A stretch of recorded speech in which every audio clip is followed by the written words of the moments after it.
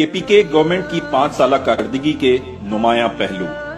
صوبے کی تاریخ کے سب سے بڑے بجلی گھر کی تعمیر، تعلیم کو ترجیح میں رکھتے ہوئے بجٹ میں 20% اضافہ، 44 نئے کالجز کا تحفہ، پہلی ویمن یونیورسٹی اور گرلز میڈیکل کالج کا قیام، بڑے پیمانے پر نوجوانوں کے روزگار کی فراہمی کے لیے انڈسٹریل زون کا قیام، 20 ڈسٹرکٹس میں 600 کلومیٹر سے زائد سڑکوں کی تعمیر، بلا سودی بینکاری کی جانب پیش قدمی۔ یہ ہیں اس سنہرے دور کی یادیں جب صوبائی حکومت کی باغ ڈور متحدہ مجلس عمل کے ہاتھ میں تھی،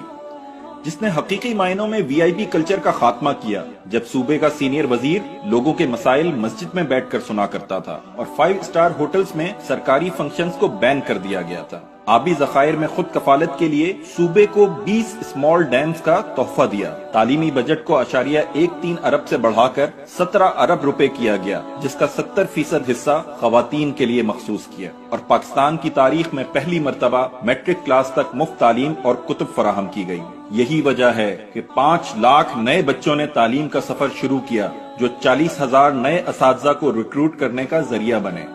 ایگزسٹنگ ہیلتھ فیسلٹیز کے بجٹ کو 2.5 ارب سے بڑھا کر 3.5 ارب کیا گیا، جبکہ نئی فیسلٹیز کے لیے 250 ملین سے بڑھا کر 1200 ملین کیا گیا، جس سے پشاور میں کڈنی سینٹر، برن سینٹر اور کارڈیو ویسکولر سینٹر کا آغاز، صوبے کے 24 میں سے 22 اضلاع میں ہاسپٹلز کی اپ گریڈیشن اور تعمیر، 4 نئے میڈیکل کالجز، 1 میڈیکل یونیورسٹی اور 3 ٹیچنگ ہاسپٹلز کا قیام عمل میں لایا گیا، اور ایمرجنسی کے مریضوں کے لیے ادویات کو مفت کر دیا گیا۔ عوام پر نئے ٹیکس امپوز کرنے کے بجائے پراپرٹی ٹیکس میں چھوٹ دی گئی۔ باصلاحیت اسٹریٹ چلڈرن اور بے سہارا خواتین کے لیے 24 اضلاع میں 130 اسکل ڈیولپمنٹ سینٹرز قائم کیے گئے۔ سڑکوں کی تعمیر کے ساتھ ساتھ صوبے کو 23 نئے فلائی اوورز کا تحفہ دیا گیا۔ پولیس کی اصلاحات کے نتیجے میں FIR بغیر سفارش کے لکھوائی جاتی تھی اور لوگ صوبے میں بغیر کانوائے کے سفر کیا کرتے تھے۔